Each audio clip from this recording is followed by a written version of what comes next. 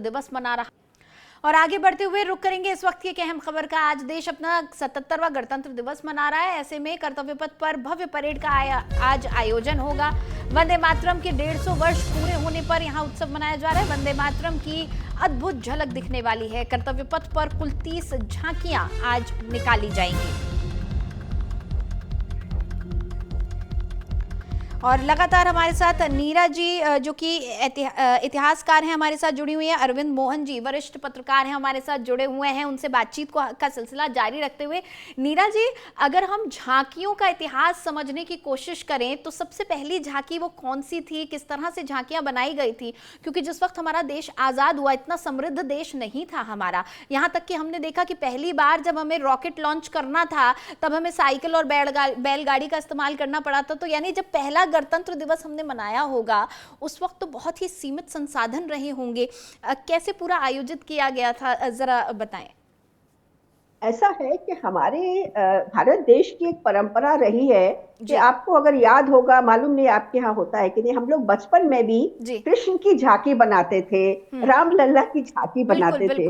तो हमारे जो संसाधन थे सीमित थे, लेकिन हम नेचुरल प्रोडक्ट्स जो हमारे पास अवेलेबल है, जो भी अवेलेबल उसी को सुंदरता से अगर हम प्रदर्शन करते हैं वही झांकी बन जाती है। लेकिन हाँ, आज हमारे पास बहुत तरह के संसाधन है, हमारे पास टेक्नोलॉजी है, हमने सबको जोड़ के। तो पहले तो ऑब्वियसली बिल्कुल जैसे कि जो भी सामान है उसको एक सुंदर सा लेके लोगों ने अपने हाथों पे, बैलों पे, बैल तो नहीं थे, मतलब अपने इन सब जो भी घोड़ा गाड़ी थी, बैलगाड़ी थी, उस पर लेके हम लोग साइकिल तक पे आपने कहा जैसे चलते थे। लेकिन झांकियां बनानी भारत की एक परंपरा रही है। मैं आपके एक बात को थोड़ा सा आगे लेना चाहूंगी जो आपने मोहन जी से सवाल किया था कि हमारे देश के इस वर्ष के जो 2 महत्वपूर्ण चीफ गेस्ट आए हैं, जो पहली बार हमारे मुख्य हमने बुलाए हैं।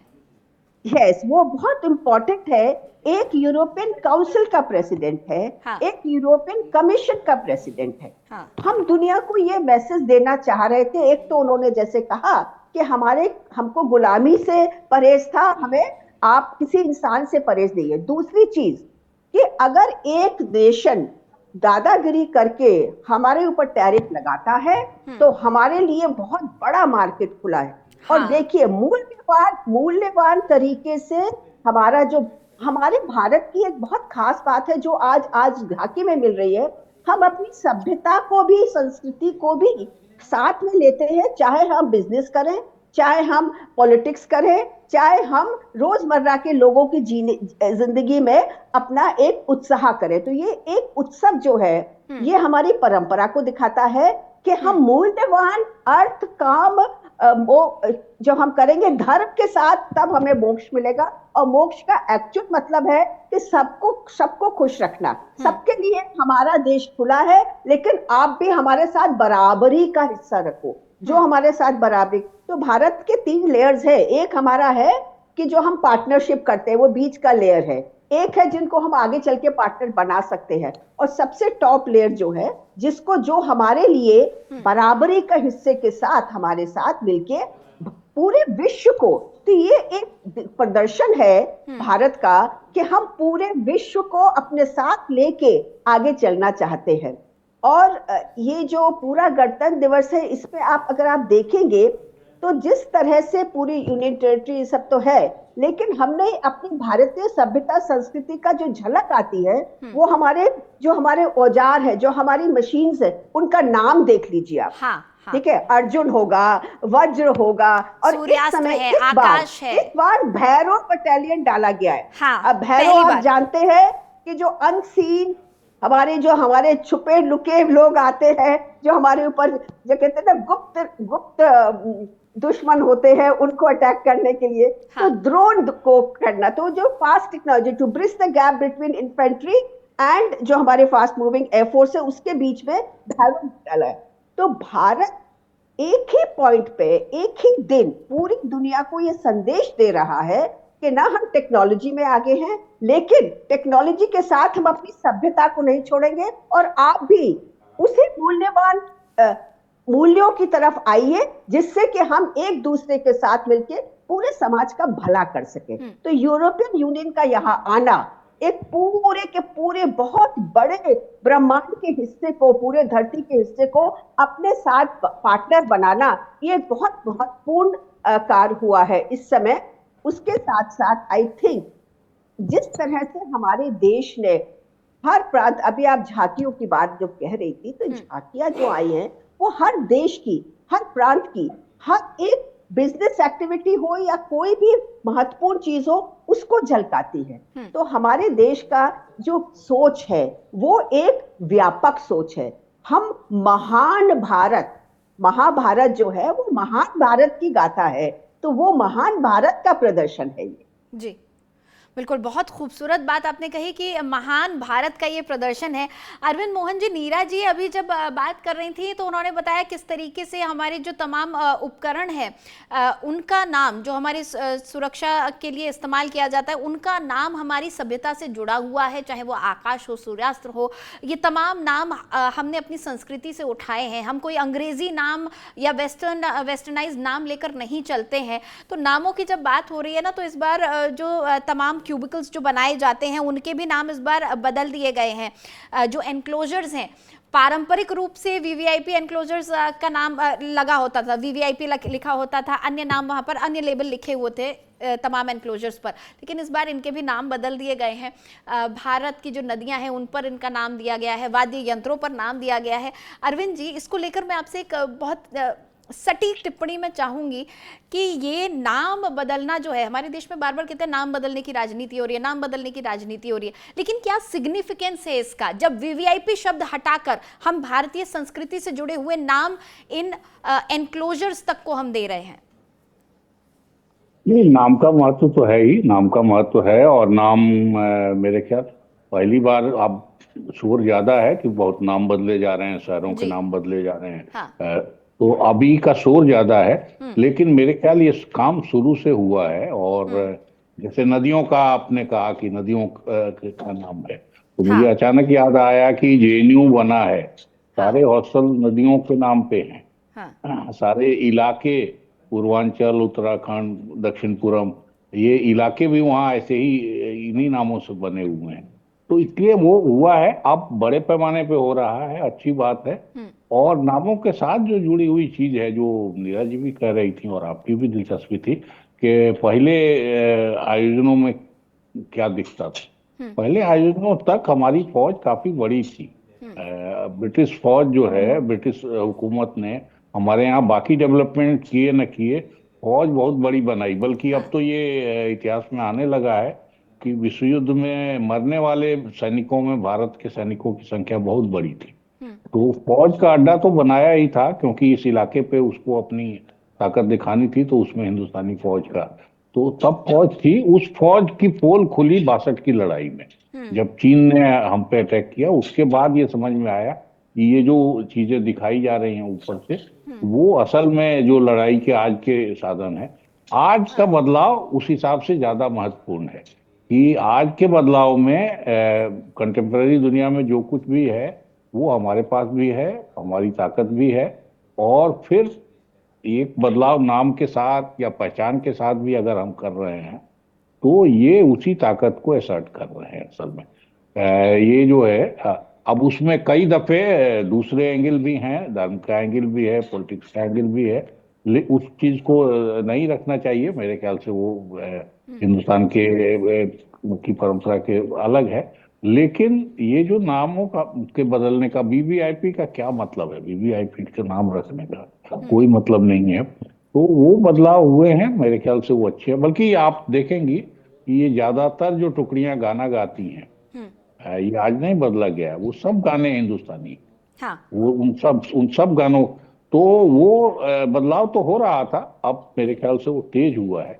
अदरवाइज इन सबको रिपीट करने का कोई मतलब नहीं था। बार बार आप उसी को चलाते रहिए। तो और अब के बदलाव मेरे हिसाब से दोनों तरह के हैं, ऊपरी सिर्फ नहीं है, अंदरूनी जो बदलाव होनी चाहिए, जो ताकत होनी चाहिए, वो चीज भी इसमें शामिल है। और इसीलिए ये ज्यादा महत्वपूर्ण है। नीरा जी, आप आज जो एनक्लोजर्स के नए नाम अब दे दिए गए हैं इस बार, इसे क्या वीवीआईपी कल्चर का एंड मानेंगी? उस दिशा में हम बढ़ रहे हैं कि वीवीआईपी कल्चर हमें हर जगह से खत्म कर देना है, और गणतंत्र दिवस तो पूरे देश का जश्न है।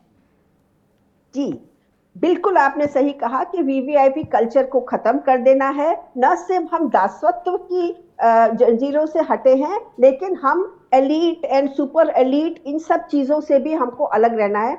और नदियों के नाम या हमारे जो हमारी पारंपरिक नेचुरल चीज के नाम जो है, वो हमें ये दर्शाते हैं कि कोई भी देश, कोई भी प्रांत उसी से पनपता है जब हम अपने एनवायरमेंट की, हम अपने जो हमारी जो धरोहर है, जैसे नदियां है, पेड़ है, पहाड़ है, समुद्र है, इनकी सुरक्षा, इनके साथ चल के चलेंगे और उनको हम महत्व देंगे, तभी हम, और सारी नदियां बराबर, मतलब जल पर सुरक्षा, जल के साथ साथ हर प्रांत के एरिया की ज्योग्राफी, जो उसका भूगोल है, उसकी सुरक्षा। एक बात को मैं काटना चाहूंगी मोहन जी का, आपके due respect to you are a very senior journalist. आपने वर्ड कहा धर्म। आप मान के चलिए, सनातन परंपरा में धर्म का मतलब होता है righteousness, principles of governance, principles of interaction, principles of relationship. वो एक मापदंड सबके लिए तय होता है। तो धर्म का मतलब रिलीजन नहीं है। तो अगर हम नदियों की बात कर रहे हैं, या हम वज्र की बात कर रहे हैं, या हम भैरव की बात कर रहे हैं, तो वो एक आइकॉन है जो एक चीज को दर्शाता है, वो कोई रिलीजन नहीं है। तो रिलीजन और धर्म में अगर आप समझ जाएंगे। आपका एक और प्रश्न में उस समय आपने कहा था, जो हमारे नेबर्स हैं, आपने कहा बांग्लादेश और पाकिस्तान। बड़ी दुख की बात है कि पाकिस्तान कहता तो ये है कि हम 5000 साल पुरानी सभ्यता है, लेकिन उसी 5000 साल पुरानी सभ्यता को वो तोड़ मरोड़ रहा है। उनको भी सबक है कि देखिए, अपने देश की खुशहाली के लिए उसी एक ऐसी परंपरा को अपनाइए जो कि सबको साथ लेके चले। और जो हो रहा है हमारे पड़ोसी में, वो सब जानते हैं कि वो कराया जाए। ये पॉलिटिक्स है कि हमें भारत को आगे उभरने नहीं देना, भारत को कैसे रोकना है। तो ये सारे षड्यंत्र हैं, और इस षड्यंत्र को ही हमें काटना है। तभी तो हम भैरव को लेके आते हैं। भैरव हमारे लिए एक सिंबल है, जैसे माँ दुर्गा एक सिंबल है, सरस्वती एक सिंबल है, कि ये ज्ञान का सिंबल है। अब देखिए, अब आती हूं मैं आपका वंदे मातरम पे। ये साल हम लोग 150वां वंदे मातरम बना रहे हैं, उसके साथ वर्ष बना रहे हैं। और यहाँ पे वंदे मातरम का एक बहुत बड़ी झांकी।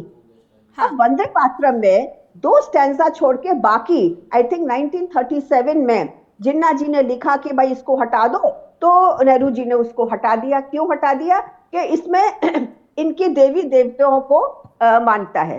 अरे आपको मालूम है कि काबा में और मदीना में, वहां पे भी जो पूरा विग्रह था, वहां पे जितने भी उनके ट्राइबल थे, जितने कबीले थे, सबकी एक देवी होती थी।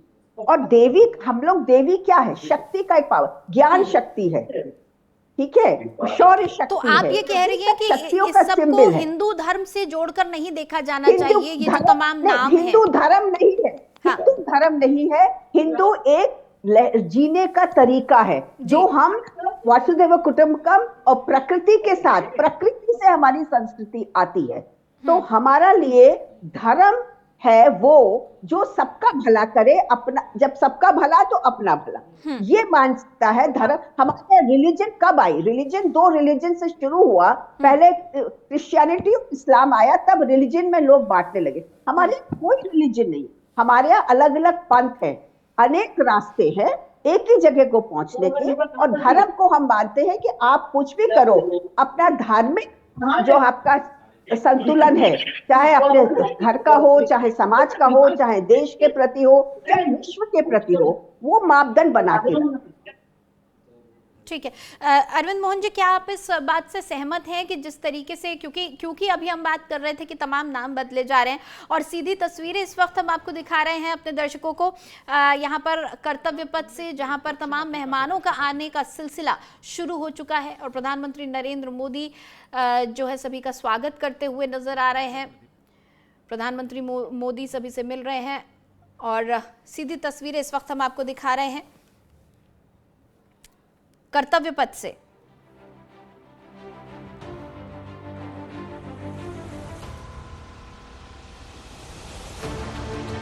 कर्तव्य पथ पर आज हमारी भव्य परेड का आयोजन होने वाला है और उसकी शुरुआत हो चुकी है। मेहमानों के आने के साथ प्रधानमंत्री नरेंद्र मोदी मेहमानों से मिलते हुए हमें नजर आए।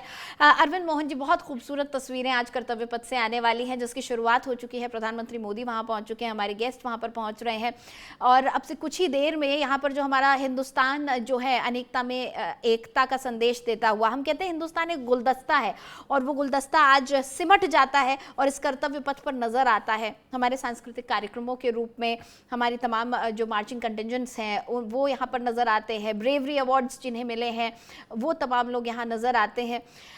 ये इसे आप कैसे डिस्क्राइब करेंगे कि ये जो ऐसे ओकेजन्स हैं, चाहे वो 26 जनवरी हो या 15 अगस्त हो, जो ये जो राष्ट्रीय पर्व हैं, ये सिर्फ और सिर्फ सेलिब्रेशन नहीं है, समारोह नहीं है, बल्कि ये एक जरिया है आने वाली युवा पीढ़ी को समझाने का कि आपके पास आपके देश में गौरवान्वित होने के लिए कितना कुछ खास है। हम सिर्फ दुनिया को नहीं दिखा रहे होते हैं कि भारत आज कहाँ पहुँच गया है, हमारी जो आने वाली पीढ़ियाँ हैं उसको भी याद रखने की ज़रूरत है कि हम कहाँ थे, कहाँ से हम चले थे और आज हम आकर कहाँ खड़े हो गए हैं।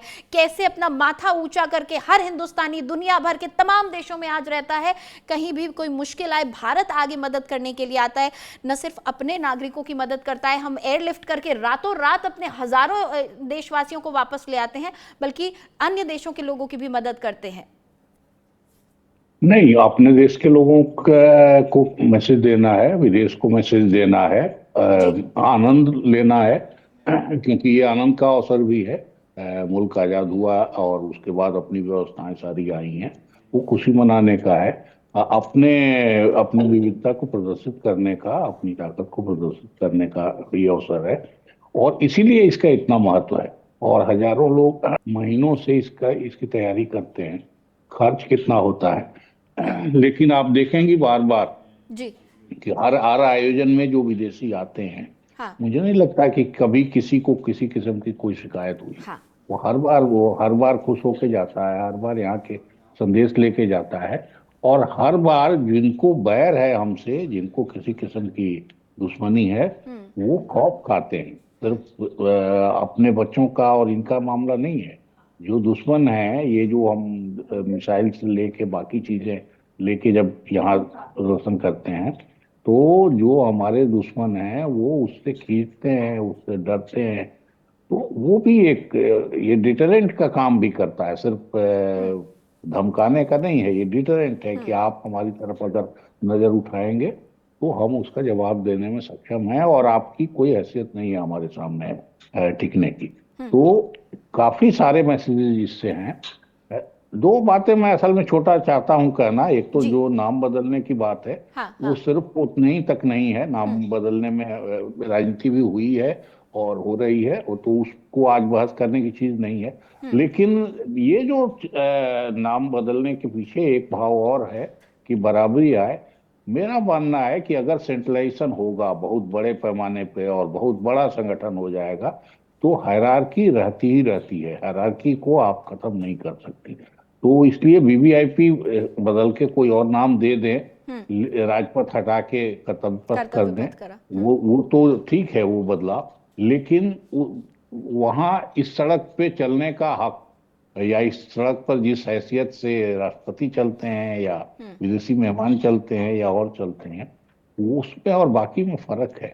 तो हायरार्की तो रहेगी किसी न किसी, हर जगह लाल बत्ती और तुरंत इसलिए हो जाती है कि अभी वीआईपी मूवमेंट है, तो वीआईपी मूवमेंट वो नाम कुछ भी रख ले, तो हायरार्की अपने आप में मेरे ख्याल से जैसे ही स्ट्रक्चर बड़ा होता है कोई, तो उसमें ये भेद करना जरूरी हो जाता है कि ऊपर नीचे कैसे किसको रखना है, अदरवाइज व्यवस्था चलाना मुश्किल हो जाता है। और ये हमने हर जगह देखा है। जो साम्यवाद के नाम पे इतनी बड़ी लड़ाई कम्युनिस्टों ने लड़ी दुनिया में और शासन कायम कर लिया सोवियत संघ और चीन में, वहां हायरार्की सबसे ज्यादा थी, सबसे ज्यादा रही है, बल्कि वहां तो कॉलोनियां अलग अलग बना दी गई। आप ये कह रहे हैं कि वीवीआईपी कल्चर एक तरफ, लेकिन व्यवस्था बनाने के लिए जरूरी है कि ओहदे भी तय हों और उसी हिसाब से अधिकार और फर्ज भी लोगों के होते हैं।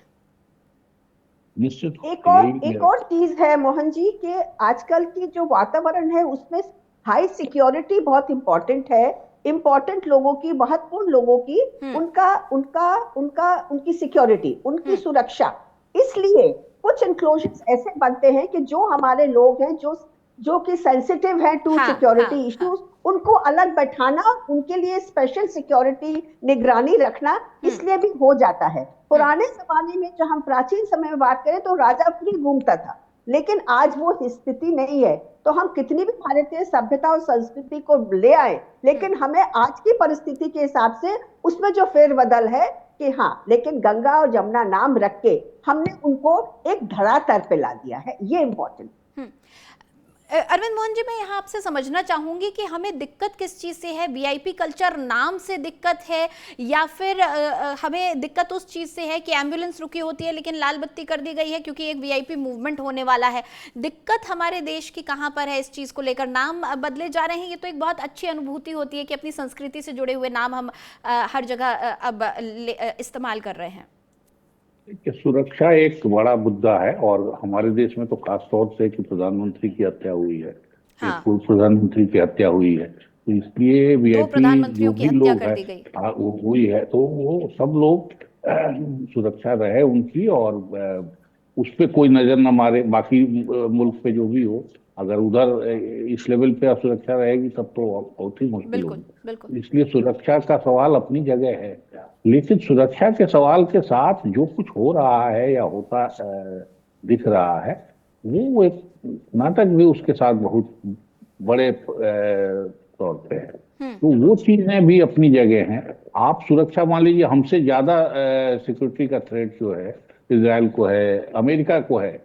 अमेरिकी राष्ट्रपति भवन में अगर आप जाइए, व्हाइट हाउस में, तो मुझे लगता है कि वहाँ 2 कुत्ते और 4-6 सिपाहियों के अलावा कोई नहीं मिलेगा आपको, और 4 कमरे छोड़ के बाकी सब जगह आप एज ए विजिटर उस हाउस में घुस के एक तरफ से घुस के दूसरी तरफ निकल जाते हैं। तो इतनी वहाँ इतने उपकरण लगे हैं और इतनी सख्ती बाकी चीजों में है, पैरामीटर्स में। बल्कि अमेरिकी रिजर्व, जो गोल्ड रिजर्व है, हमको फेडरल रिजर्व के उस इसमें ले जाया गया था एक दफे, हम जब वहां गए तो वहां की सिक्योरिटी भी 3 एजेंसियों के जिम्मे थी, और तीनों प्राइवेट थी, कोई सरकारी नहीं।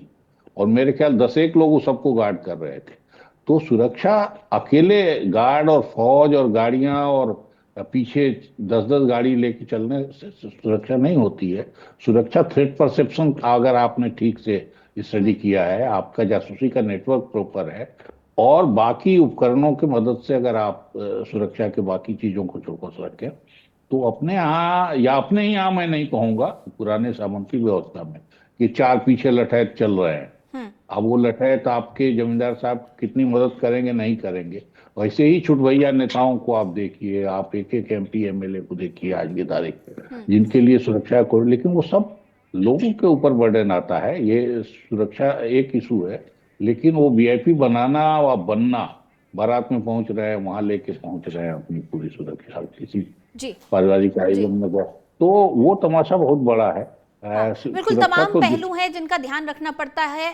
अब चाहे इसको कहीं हो सकता है कि राजनीति भी की जाती हो, लेकिन कहीं ना कहीं वीआईपी कल्चर के नाम को हटाकर हम समरसता का एक रूप लाने की कोशिश करते हैं, ये भी हमारी एक कोशिश होती है। बहुत शुक्रिया नीरा जी हमारे साथ जुड़ने के लिए। अरविंद जी, आप हमारे साथ बने रहें, कार्यक्रम को में आगे बढ़े उससे पहले एक छोटे से ब्रेक के लिए रुक रहे हैं, जल्द हाजिर होंगे।